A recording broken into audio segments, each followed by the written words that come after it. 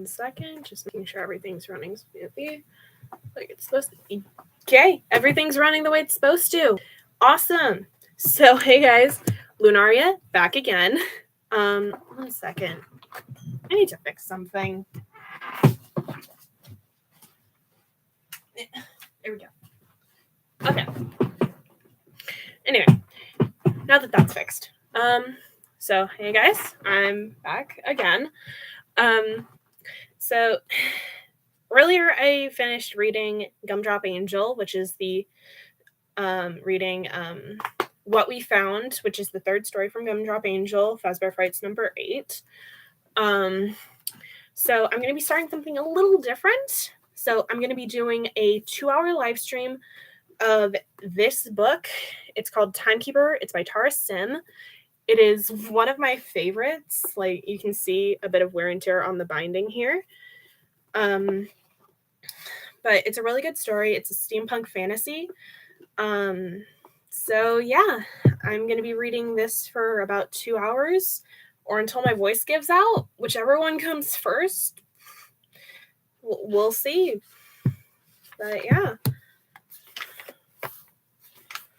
And part of this book is that they actually give you like a map of like London with like Sussex, Kent, and a few other areas. I mean, like England. But yeah. So, Chapter 1, Enfield, England, September 18th, 1875. September 1875. 2 o'clock was missing. Danny wanted it to be a joke. Hours didn't just disappear.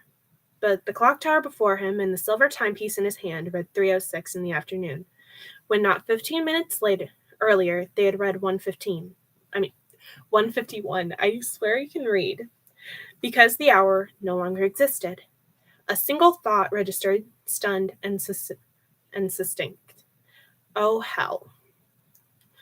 Colton Tower was a pillar of limestone and cast iron with a brick base and a pointed spire. The iron gleamed gold in the weak sunshine, illuminating the sentinel-like tower that rose above the shingled roofs of Enfield.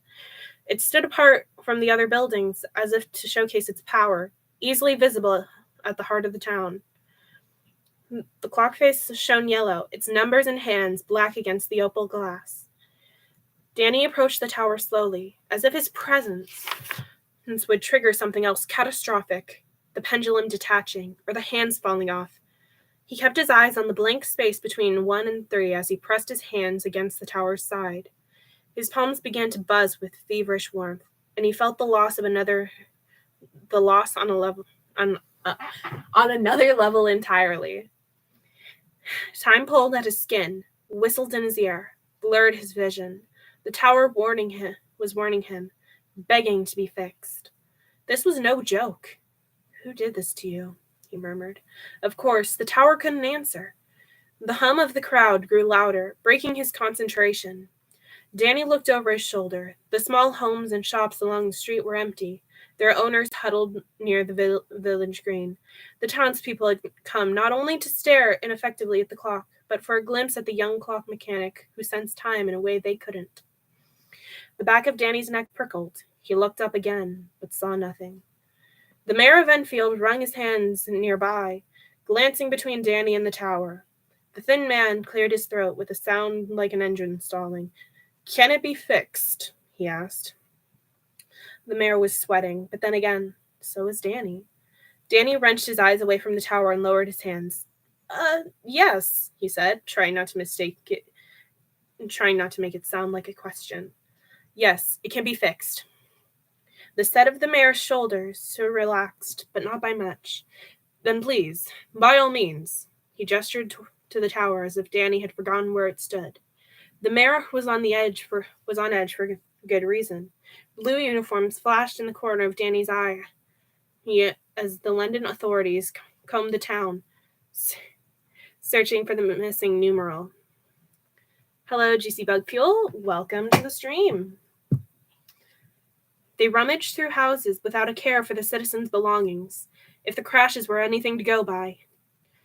Danny watched as a woman in a rose-colored dress was pulled away by a constable, her son trying to cling to her skirts.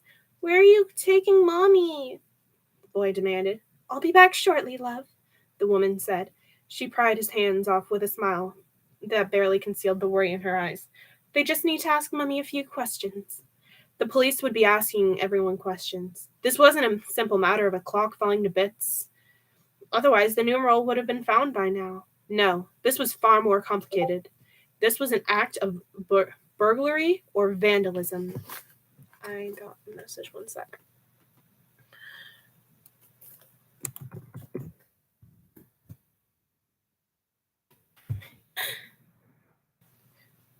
Stolen. An entire hour taken like it was the last piece of cake on a neglected platter.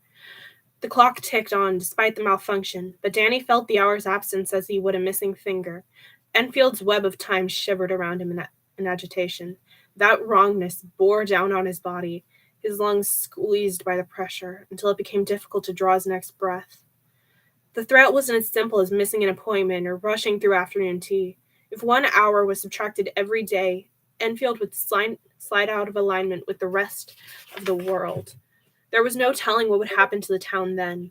No telling what would happen to the people who lived here. Right. Okay. Enter Danny, the clock mechanic, the healer of time, Enfield's supposed savior. Damn. He snapped his timepiece closed with a loud click. This was his first assignment since the accident, and they had given him the most difficult one they had. "I asked for it," he reminded himself. "Now I just have to prove I can do it." Turning back to his auto, which sat dusty and exhausted beside the village green, he bit the inside of his cheek. His sweating had progressed from mildly uncomfortable to downright disconcerting. A gust of wind carrying the smell of rain ruffled his dark, unruly hair, because that was just what he needed, a sheet of rain pelting on him while he worked. He dragged a heavy rectangular package from the auto's back seat and hoisted it onto his shoulder. The steam auto was a black 5-seater hunk of metal with wheels as wide as sewer manholes. The fabric of the roof was damaged, causing minor flooding when it rained too hard, and the paint was chipped and peeling. Still, he touched the side door for luck. The auto had been his father's, and Danny hoped to feel his presence somehow. "Do you need assistance?" the mayor called, still wringing his hands. There was something in the man's eyes Danny didn't like. A familiar question. Why did London send a 17-year-old boy instead of a real mechanic?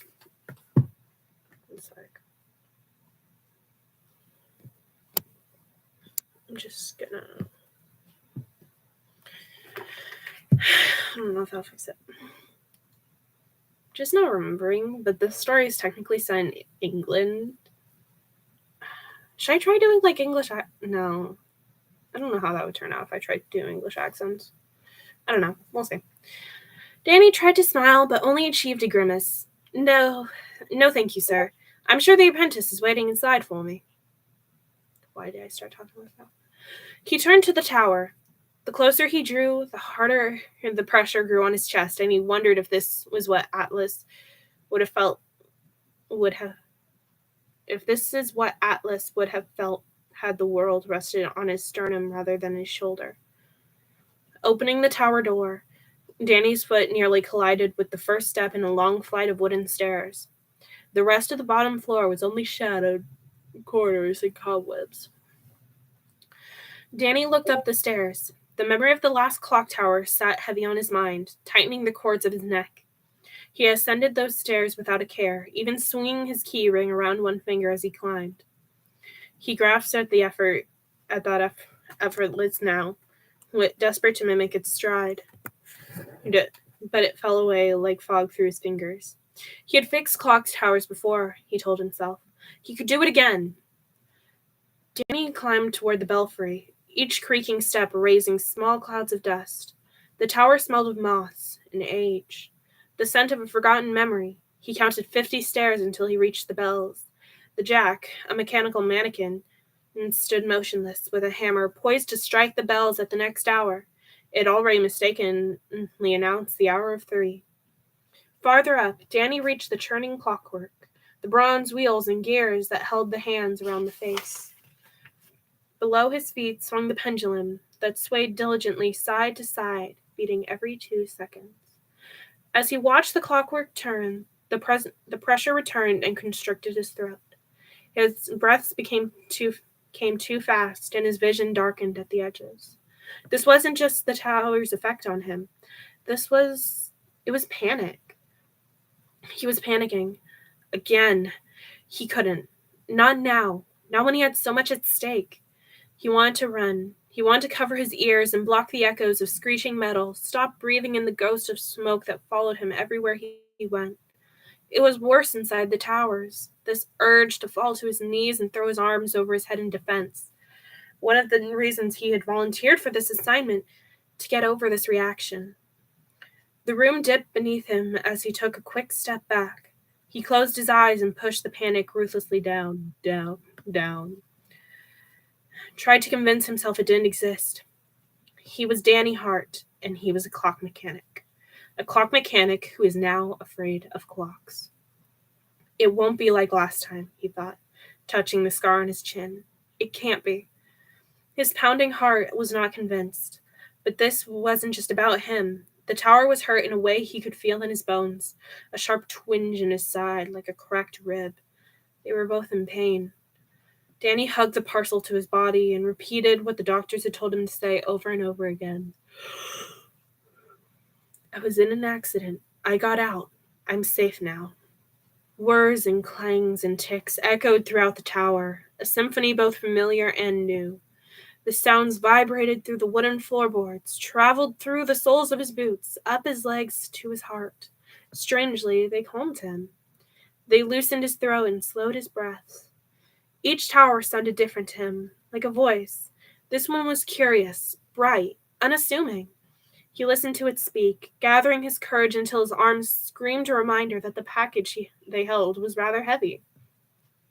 Danny climbed higher on unsteady legs and finally reached the clock room. It was cluttered with dusty boxes, better lit than the rest of the tower thanks to the windows cut into the side walls.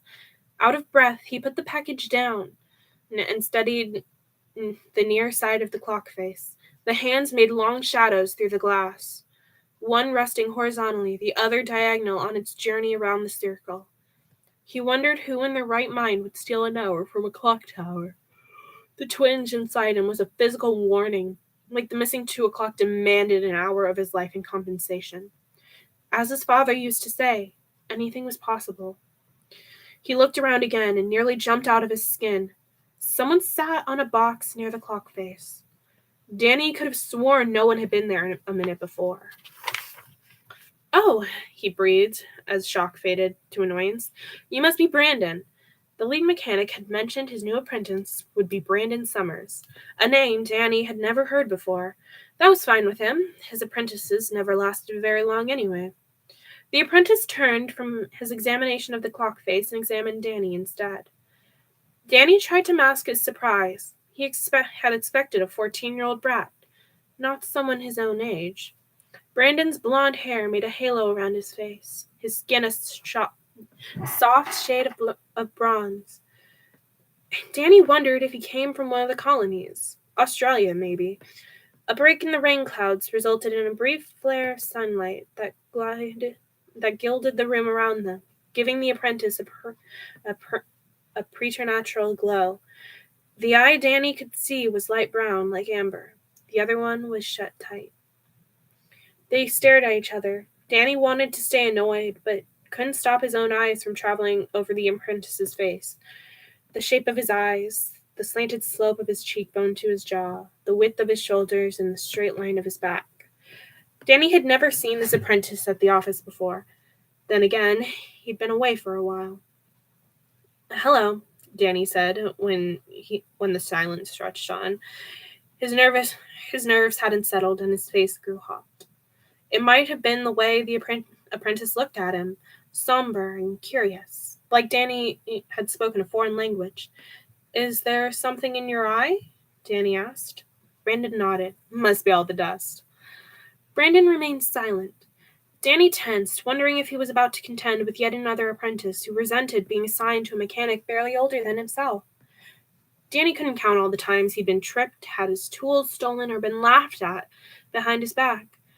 And all that within months of becoming a full mechanic, the youngest mechanic on record. But he'd never had an apprentice so utterly silent before. Brandon could have at least muttered up a yes, sir, or better yet, not been here at all. Danny stripped off his gloves and rubbed sweaty hands against his waistcoat. He couldn't let this silence unnerve him. My name's Danny. You are Brandon, correct? That should have gotten a response, but the other boy only nodded after a slight hesitation. Cat got your tongue? Danny gestured toward the parcel. Help me with this, please. He knelt before the package to unwrap it, and Brandon came to his side. The apprentice wore tight brown trousers and a baggy white shirt, which he hadn't bothered to tuck in. Danny tried not to look too long at the way the collar of his shirt drooped low enough to reveal the sharp corner of his collarbone. Mechanics and apprentices were required to wear proper trousers, shirts, and waistcoats, along with sturdy boots and gloves. Not this. Brandon hadn't come prepared. The blatant disregard heated Danny's blood. This assignment was a test. And the new apprentice was going to make him fail. Just focus on the clock, he thought. Focus on Enfield. They unwrapped the package which the lead mechanic had given Danny that morning. A large black iron Roman numeral 2 lay within the wrappings. Shuddering, Danny said, We'll have to use the scaffolding. In the clock room, the scaffolding, a wooden slat with metal rails that suspended mechanics in front of the clock faces, was stored on a platform above the face, which could be reached by stairs. Danny found even this small height problematic. He opened a latch above the face and asked Brandon to lower the scaffolding down. Danny looked out and tried not to groan. He could almost see all of Enfield from up here, including the village green near St. Andrew's Church. He could also see the dirt road where his skull would crack if he fell, should he fall. Here's what we'll do, he said, more to himself than the apprentice. You go first, and I'll bring the number down. The apprentice's fair, nearly non-existent eyebrows rose, but he did as he was instructed, tying a line to the belt sitting beside the equipment. Danny tugged the rope to make sure it was secure, and without waiting for approval, Brandon climbed out onto the face like he'd been a squirrel in a past life. Hey! Danny called down. Brandon paused, his left eye still shut tight. Keep both eyes open. The apprentice waved and continued to lower himself until his feet rested on the scaffolding. The cables creaked, but there was no sudden snap or scream. His own line secure, Danny grabbed the Roman numeral and slung his tool bag over his shoulder. He hesitated long enough to raise a sweat on his brow before he followed the apprentice down. Danny's father used to say the most interesting sights in the world were right before your eyes. That was just his way to keep Danny from looking down.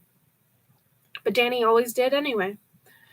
He snapped his eyes back to the rope and swallowed a small gasp. You didn't see it. There's nothing to be afraid of. You're not dangling helplessly in the air. The boards groaned. He worried the structure might not bear their weight, but by some miracle, the scaffolding held. The wind tugged at their clothing, pressing Brandon's shirt against his slim torso. One thing down, Danny said, trying to sound hopeful. Hold this, will you? Danny passed him the Roman numeral and laid out his tools. The scaffolding was positioned directly under where the 2 o'clock should have been. He put a hand against the empty patch and flinched as the pull in his belly turned into a hollow, aching emptiness. He closed his eyes to better focus on the image that his normal vision couldn't conjure. It was as if someone had burned a hole in a woven tapestry. The fibers of time were all attached to one another, the golden threads weaving in and out in the natural flow of time that only the clock tower could produce. It spiderwebbed across all of Enfield like a blanket. But there, in the corner, was a hole. The fibers were broken, and without that connection, time distorted around them. Memories crept in, smoke, blood, a gaping void in time. Danny's eyes shot open, and he snatched his hand back. He was breathing fast again, and Brandon eyed him warily. Hand me the micrometer, please, Danny said, but his voice cracked on the last word. Brandon shuffled on his feet and looked at the tools. At first, Danny thought he was dawdling on purpose. But the pained look on the apprentice's face revealed the truth.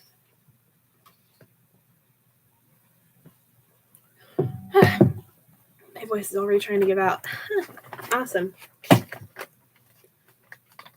You don't know what a micrometer is, Danny said flatly. The memories, the missing hour, the height, the incompetent apprentice at his side, it all rose like an ocean swell within him, crashing up his throat, and the words poured out before he could think to stop them. Great, bloody brilliant. You don't know a thing about clock repair, do you? You don't dress properly, you don't talk, and now you don't know what a micrometer is? What the hell kind of apprentice are you? Brandon lowered his eyes. Danny looked down as well, ashamed of himself as his frustration began to ebb. While he struggled to word an apology, Brandon knelt beside him. One of his hands hovered over the tools as Danny looked on. The apprentice tentatively grasped the steel caliper used for measurements and held it up, hopeful as a puppy learning its first trick. That's so cute. The anger that seized Danny quickly let go.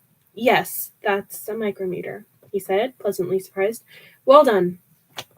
The apprentice grinned, and blood rushed to Danny's face. Danny took the proper measurements and made small marks for the repair, explaining each step. Brandon seemed to have moved on from the outburst, nodding with interest at everything Danny said. Danny had to admit that perhaps his first assessment had been unfair. Here, for once, was an apprentice willing to learn. It eased some of the strain in his limbs. Tongue poking out between his teeth, Danny focused on the frayed threads attached to the clock tower. He grasped them carefully, using his hands, but his innate ability